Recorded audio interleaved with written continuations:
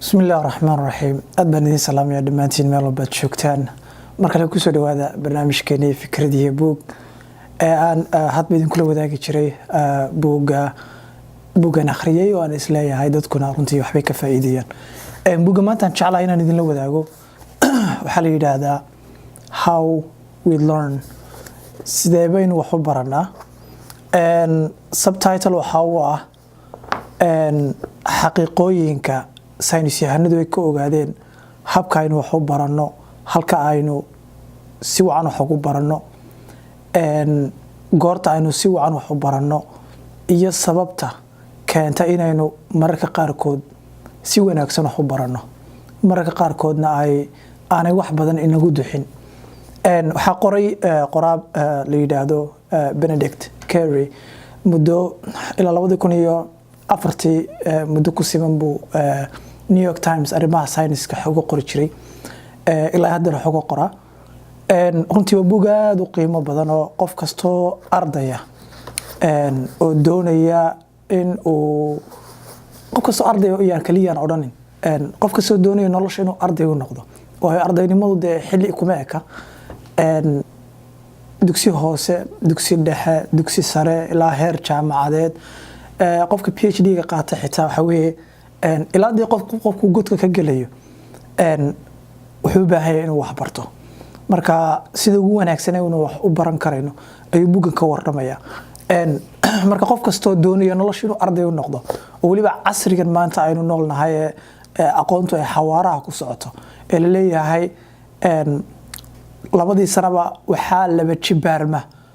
aqoontii ka horeysay dunida tan iyo nabilaahi aadam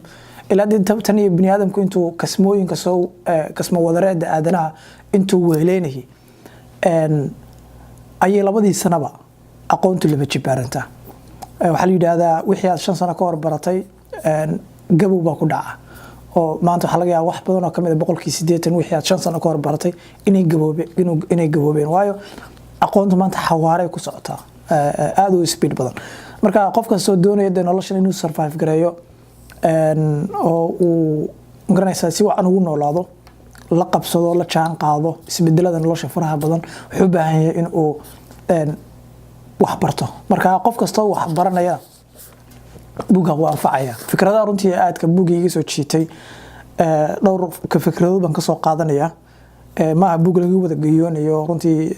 fikrado aad scientific oo aad u cudoono waxyaabo badan uu cuskanayo ayaa ku jira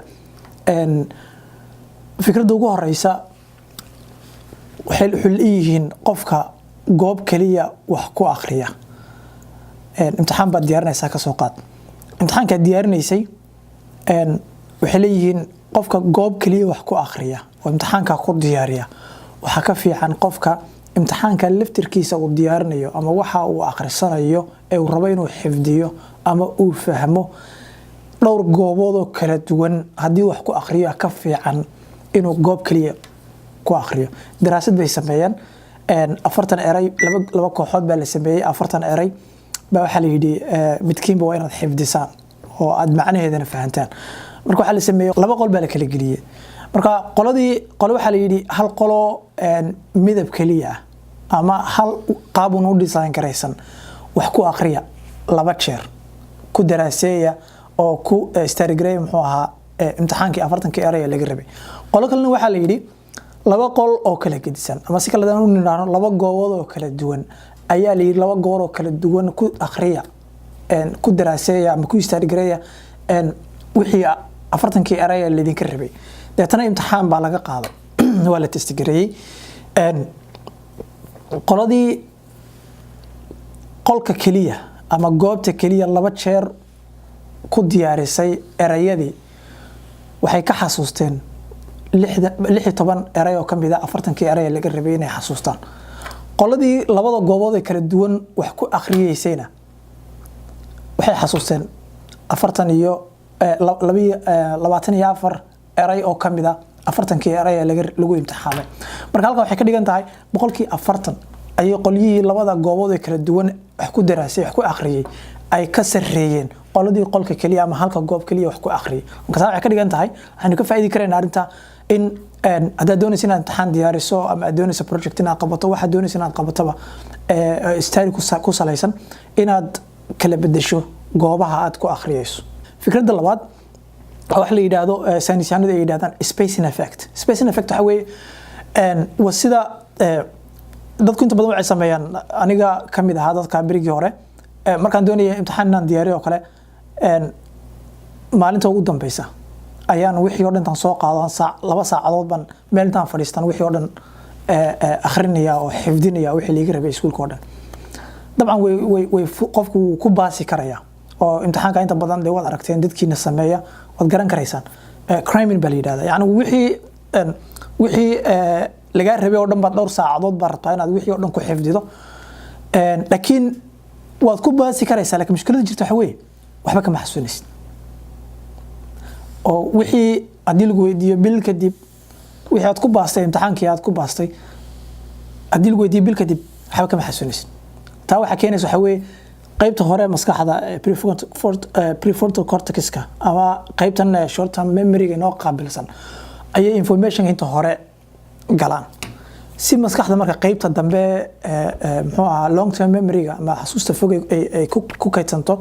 si u tagto waxay u baahan tahay in waqtiyo kala duwan aad wixii ku celcelisid marka waxay leeyihiin tusaale waxay soo qaadanayaan beerta oo kale marka la waraabinayo haddaad bishii hal mar aad waraabiso iyo teeba iyo ma fiican marka aad wiigii laba jeer aad ka waraabiso waad kala fogfogayso dabcan beertu waxay si fiican u baxaysaa u bulaalaysaa marka aad xilliyada aad u kala fogayso habkan wax u barna waa habkaas oo kale haddaad doonaysid inaad istaari garayso kala fogfogay waqtiga tusaale kale waxaad doonaysaa 3 saacadood inaad waxan ku xifdidood ku akhrido dad quraan baranaysid dad xadiis baranaysid dad iskuul imtixaan u diyaarinaysay waxaad sameynaysaa 3 saacadood aad doonaysid inaad wax istaari garaysid 30 daqiiqo maanta ka dhig bir 30 daqiiqo istaari gare birada ku xigta 30 daqiiqo maalinta ku sii xigta 30 daqiiqo muddo 6 cisho ah u qaybi halkii hal maalin gudahooda 3 saacadood aad ku diyaarin lahayd imtixaanka ama waxa aad doonaysid inaad ku xifdido arinta qodobka saddexaad waxa weeye waxay ku magacaabeen cadawga koowaad muxuu ahaa waxbarashada ama qofka inuu wax barto oo wax fahmo waxa uu baranayo cadawga koowaad ee leedahay waxa weeye waxay ugu magac dareen saynisyahannadu waxay yiraahdaan fluency illusion waxa weeye tusaale kale marka qofka uu wax akhrinayo waxaan inta badan sameynaa wad calaamadaysanaysaa meeliya doonaysa inaad aad wax ka faa'iiday ama meeliyaas lahayd bay imtixaanka waa lagaaga keenaya ayad calaamadaysanaysaa highlighter baa marinaysaa dadana dhow waxa laga yaabaa buug inaad furtid intaasaad leedahay waxay kugu muuqanaysaa inaad wixii taqaanido aad fahansan tahay laakiin waa khiyaal ay leeyihiin wixii sad u hubisid inaad waxan aad taqaanid aad highlight garaysatay ama aad calaamadaysatay inaad taqaano si aad u hubiso waxaad u baahan tahay waxay ku magacaabeen waxay yiraahdaan testing inaad istijaabiso horta oo meeshii aad calaamadaysatay ee kugu muuqatay inaad taqaano ha ku dagmin laakiin waxaad samaysaa dusha iska weydii conceptiga aad baratay ma fikradii aad baratay isku dib isku akhri isku day inaad sharixi karayso aad naftaada u sharixi karayso arinta labaad aad sameyn karayso si aad ku ogaato inaad waxan si diib aad u fahansantahay way inaad cid kale wax barto inaad cid kale fikradii ama wixii aad rabtay inaad xifdido ama aad si gundheer ay kaaga dhacaan cid kale u sharax fikradda shanaad runtii aad ka muhiim u ah waxa weeye hurdada in badan ban hurdada wax badan oo runtii ka maqli jiray laakiin saynisyahanadu dhawaanahan dambe waxa ay hurdada ka oranayaan waliba markay noqoto habkaynu wax u baranay habkaynu u fikirnay iyo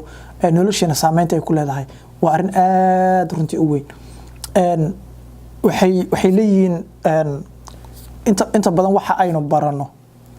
nolosha aynu ka barano ama buugta aynu ka akhrino ama aynu macallimiinta ka faa'iidino marka aynu jiifno ayay maskaxdu process karaysaa oo wixii muhiimka inoo ahaana ay kaydisaa wixii kalena ay qashin ku dartaa marka habeenkii qofku waxa muhiim inuu waqti fiican naseexdo hadaad arday tahay hadaad si kale baad doonaysid inaad wax badan aad runtii kaydiso oo maskaxdaadu ay weelayso wax badan aad fahanto maskaxdaada fikirkaagu si fiican u shaqeeyo runtii aad bay muhiim u tahay inaad habeenkii aad ugu yaraan 5 saacadood seexato ugu yaraan 5 saacadood iyaga saynisyadu waxay leeyihiin muddo 8 saacadood ilaa 9 saacadood u baahan tahay 7 saac ilaa 9 saacadood inta u dhaxaysa u baahan tahay laakiin 5 saac waa caadi laakiin arinta kale runtii aad muhiimada mudan waxa weeye sunnada nabigana kamid ah salaatu rabbi salaam alayhi waa arinta qaylulada naabka waxay naabka yiraahdaan hurdada maalinkii la seexdo gaaban aad bay arinta runtii muhiim u tahay oo qofka marka hore tamar bay siisaa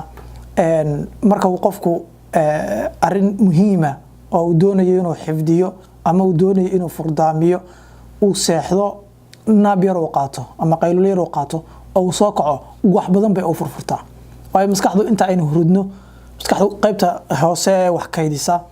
way soo jeedaa oo inta wax bay process gareynaysaa marka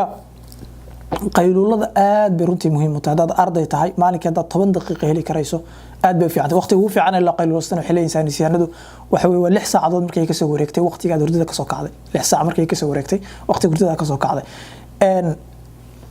waqtiga ugu dambeeya qaylulasan karaysan waxa weeye waa 3 galabnimo 3 galabnimo wixii ka badan